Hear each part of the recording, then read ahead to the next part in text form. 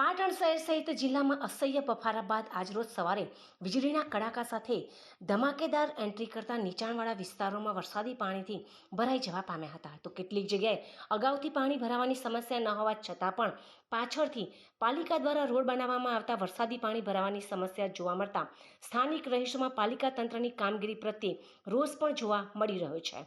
ત્યારે પાટણ શહેરના ગોળવાડથી રસેશભાઈની શેરી થઈને બ્લડ બેંક જવાના માર્ગ પર નવીન રોડ બનાવતા રોડ ઊંચો બનાવી દેતા વરસાદી પાણીનો નિકાલ બંધ થઈ જવા પામ્યો હતો. તો બીજી બાજુ બ્લડ બેંક પાસેનો રોડ પણ ઊંચો લઈ લેવામાં આવતા મા હોસ્પિટલ પાસેથી આવતું વરસાદી પાણી બ્લોક થઈ જતા આ વિસ્તારમાં સ્વિમિંગ પુલ ભરાઈ જવા પામ્યો હતો. ત્યારે સ્થાનિક રહીશોએ બ્લડ બેંક પાસેનો રોડ અને રસેશભાઈની પાસેનો રોડને નીચે ઉતારી વરસાદી પાણીનો નિકાલ સરળતાથી થઈ શકે તે માટેની માંગ કરી હતી. તો વોર્ડ નંબર 9ના જાગૃત કોર્પોરેટર ડૉક્ટર નરેશભાઈ દવેએ ચાલુ વરસાદમાં સ્થળ તપાસ કરીને અગાઉ વરસાદી પાણી ન ભરાય તે માટે નવીન રોડ મંજૂર કરવામાં આવ્યો હતો, પરંતુ પાલિકા તંત્રની બેદરકારીને લઈને આ નવીન રોડ ઊંચો બનાવી દેવાતા વરસાદી પાણીનો નિકાલ બંધ થઈ જવાના કારણે સ્થાનિક લોકોને હાલાકી ભોગવવાનો વારો આવ્યો છે.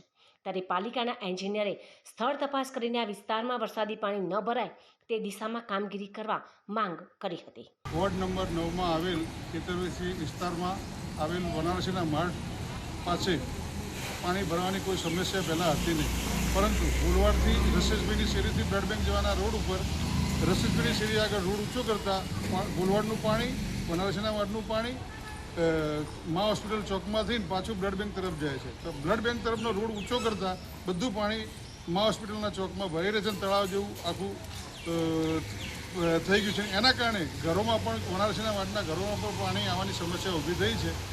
કદાચ એકાદ બે ઇંચ જેટલું પણ બાકી રહી ગયું ને તો ઘરમાં પણ પાણી ભરાઈ ગયા હોત.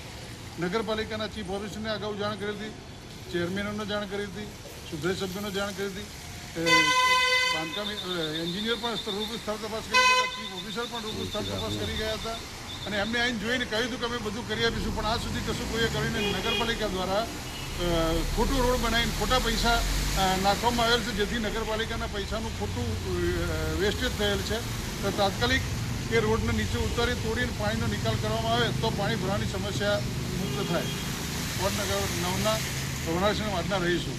પાટણના વોર્ડ નંબર 9ના ખેતરવસી વિસ્તારમાં ચોમાસામાં પાણી ના ભરાય તે માટે અર્ચિત મોટર ગેરેજથી અને રસેશભાઈની શેરીથી રોડ એ રીતે કરવાનો હતો કે જેથી પાછળના વનારસીના માર્ગ પાસે પાણી ભરાય નહીં, પરંતુ તાજેતરમાં આજે વચ્ચે વરસાદ પડ્યો અને નગરપાલિકાના કન્સલ્ટન્ટની અને એન્જિનિયરની બેદરકારીના કારણે અત્યારે અમે સ્થળ તપાસ કરતા ત્યાં ખેતરવસી વનારસીના માર્ગમાં લગભગ દરેકના ઘરમાં પાણી જાય એ રીતની પરિસ્થિતિનું નિર્માણ થવા પામ્યું છે અને આજે ઊંચા રોડ કર્યા છે જેના કારણે બિલકુલ પાણી નિકાલ થતો નથી અને આ બાબતે ત્યાંના સ્થાનિકો બહુ ઉગ્ર રજૂઆતો પણ કરી.